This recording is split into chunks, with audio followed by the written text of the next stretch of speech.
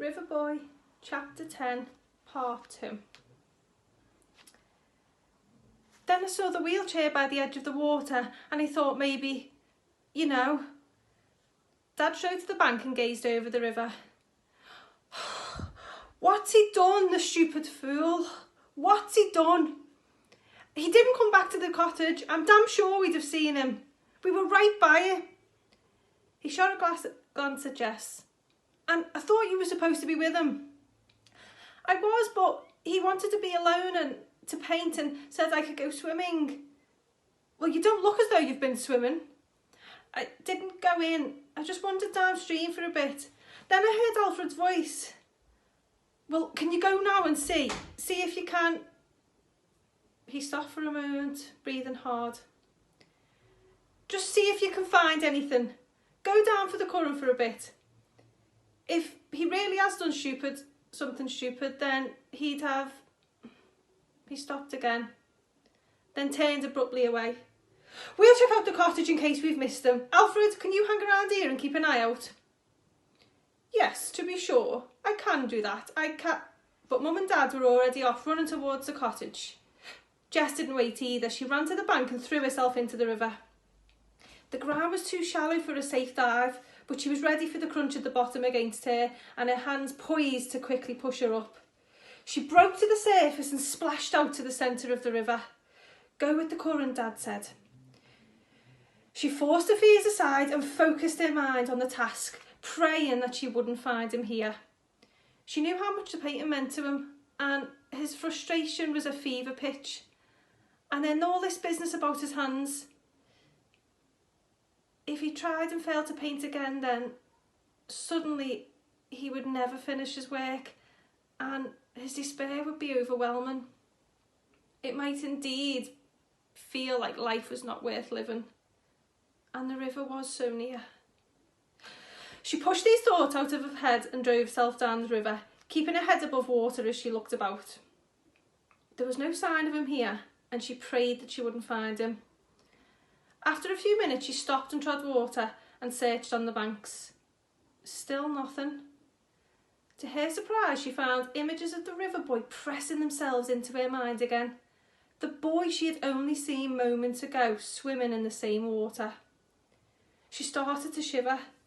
Everything was starting to feel strange and dark and terrifying. She saw images of a boy appear where there should be no boy, and images of a painting where the painting was no longer. And she saw Grandpa. Then thread upon, which is paradox seen to hang. But where was he?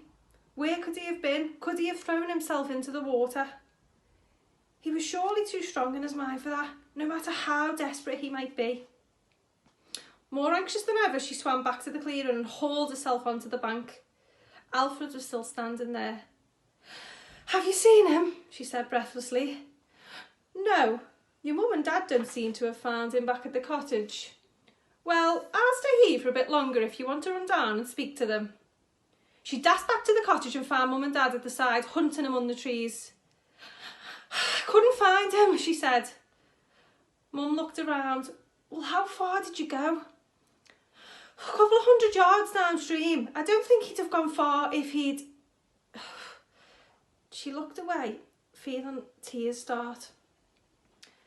Mum hurried across. Easy now. Don't worry unnecessarily. It might not mean what it seems. You know what he's like. He might have decided to walk off somewhere. It wouldn't enter his mind to tell any of us. He'd just go. But he can hardly stand up. Well, when he has something like that, when's that ever stopped him before?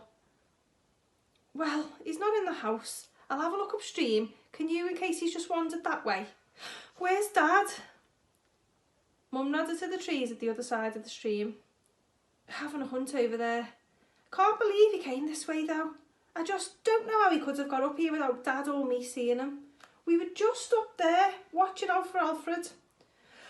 Well, you missed him too. I know, our eyes were glued to the lane, so I suppose it is possible if Pop did come this way. But it still doesn't explain where he is now. Oh, God, here's Alfred. They saw and seen him lumbering up to join them. I was just wondering, he said slowly, should I maybe head back and get my daughter and son-in-law to come and help? The more eyes, the better, I say. And we might just... No, Mum interrupted him quickly. It's very kind of you, but we'll wait a bit before we do anything like that. You know where we are, and we can always drive down to your house if you need any extra help. I'm hoping he'll turn up. Yes, well, you know where I am. I always think in situations like this. Thank you, yes, but excuse me, we must keep looking. Mum smiled briefly. We're very grateful for your help, and of course we'll let you know if we find him. Yes, well... Alfred's face clouded and he clearly had more to say, but Mum was already wandering off along the side of the stream. Jess wanted to go with her, but for a reason she could not explain, she suddenly felt concerned about the feelings of this old man. It didn't make much sense. She knew well enough she shouldn't give him any opportunity to talk, especially when time is so precious. Yet, in spite of herself, she took a step towards him. What was it you were going to say? She said.